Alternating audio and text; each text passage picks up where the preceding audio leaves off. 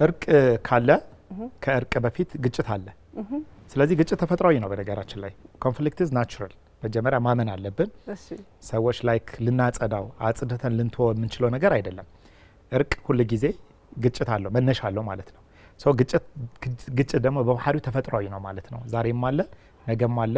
ከታረቀው ካስታረቀም በኋላ ነው ይቀጥላል። ያንን ይሄ እኛ ብዙ ጊዜ የምንለው ነገር አለ፣ ግንዛቤና ልምምድ አዌርነስ ኤንድ ፕራክቲስ የምንለው ነገር አለ። ስለዚህ ልክ እንደዚህ አይነት ፕላትፎርሞች ሲኖሩ ይህን ፕሮግራም የሚከታተሉ ሰዎች እንዲያውቁት ካወቁት በኋላ ደግሞ መለማመድ እንዲችሉ መኖር እንዲችሉ ነው እንጂ ሙሉ በሙሉ በቃ እቺ ምድር ሙሉ በሙሉ ገነት አድርገናት ምንም ችግር የሌለበት ከችግር ነፃ ልናደርገው አንችልም ማለት ነው። ስለዚህ ግጭት ካለ እርቅ የሚለውን ሀሳብ ይዘን ስንመጣ አንድ አራት መሰረታዊ ነገሮች አሉ። መጀመሪያ እውነታችን ምንድነው እውነታው? መጀመሪያ እውነታው መውጣት አለበት። እኔና እዩ ተጣላን ብለን እናስብ፣ አንጣላም። ግን ብንጣላ መጀመሪያ እውነቱ ነው መውጣት ያለበት አይደለ? ምንድነው የሆነው? ምን ነበር የተከሰተው? በሉ በቃ ይቅር ተባባሉ፣ እረፉ፣ ቁጭ በሉ በቃ ተውት አይደለም ነገር ይየውን። መጀመሪያ እውነት መኖር አለበት። እውነቱ ምንድነው?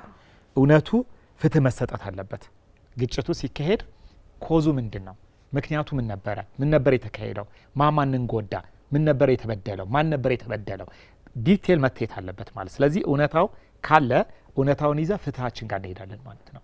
ፍትህ ጀስቲስ የምንለው ፍትህ is very important። አንዳንዴ እውነታው ታውቆ ነገር ግን ፍትህ ካልተሰጠ እርቅ የሚለው ነገር አይመጣም ማለት ነው። እርቅ የሚለው ነገር ግብ አለው አይደለ? እርቅ ግብ ቅድም ስናወራ ነበረ። እርቅ ግብ አለው ብለናል። የእርቅ ግብ ምንድነው ከተባለ ሰላም ነው። ሰላም በሌለበት እርቅ የሚለው ኮንሰፕት በራሱ ትርጉም የለውም። ስለዚህ እኔ ከተጣላው ሰው ጋራ ወይም ሁለት የተጣሉ ሰዎች እንደ ግብ የሚያስቀምጡት ነገር አንዱ ምንድነው ከተባለ ሰላም ነው፣ ማረፍ ነው፣ በቃ ቁጭ ማለት ነው፣ ደህና መሆን ነው አይደለም? ሰላም እንዲሰማን ነው። ሶ ያንን ግባችንን ለማምጣት እርቃችን፣ እውነታችን ፍትህ ማግኘት አለበት። ፍትሃችን እርቅን ይዞ ይመጣል ማለት ነው።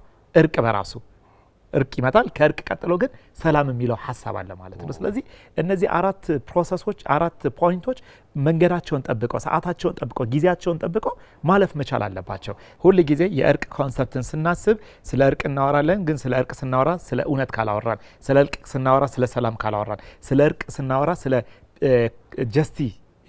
ጀስቲስ ካላወራን ትርጉም የለውም ማለት ነው። ሶ እነዚህ አራት ፖይንቶች በጣም መሰረታዊ ፖይንቶች ናቸው ማለት ነው።